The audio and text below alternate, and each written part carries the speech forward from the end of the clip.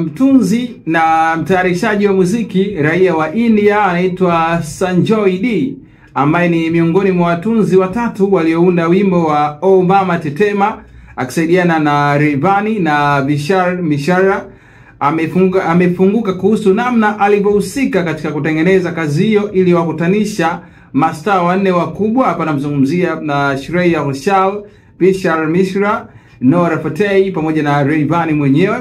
Akizungumza kwenye mahojiano aliyofanya na BBC Asian Network, Sanjoy D alielezea kuwa ushirikiano huo ulikuwa kipekee na wenye ubunifu mkubwa, huku akimsifia Rayvanny kama mmoja wa wasanii bora ambao Rayvanny amehusika kwa kiasi kikubwa sana kwenye mazungumzo yake. Anasema kwamba Rayvanny ni msanii mwenye kipaji cha kipekee. Tumeshafanya kazi nyingine zaidi zitatoka hivi karibuni, alisema Sanjoy D. Lakini pia aliongeza kuwa anaona fahari kubwa kuona muziki wa ushirikiano huo ukipokelewa vizuri duniani kote.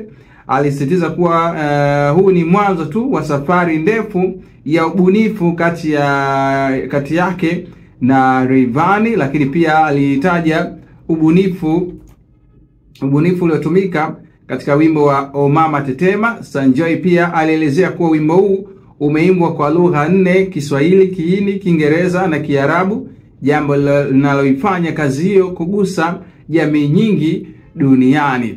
Sawa, Rayvanny aliweka rekodi ya kipekee baada ya wimbo wake huo wa O Mama Tetema kufikisha jumla ya views bilioni 1 kupitia YouTube Music. Ingawa video rasmi ina zaidi ya views milioni 50 pekee, nguvu ya short zaidi ya 160,000 pamoja na YouTube Music plays, lakini pia fan uploads zimeupeleka wimbo huu kwenye kiwango cha juu zaidi kwa maana ya duniani. Lakini pia wimbo huu ulivuka streams milioni 10 kwenye Spotify ndani ya miezi miwili tangu kuachiliwa kwake rasmi tarehe 9 mwezi wa 8 mwaka 2025.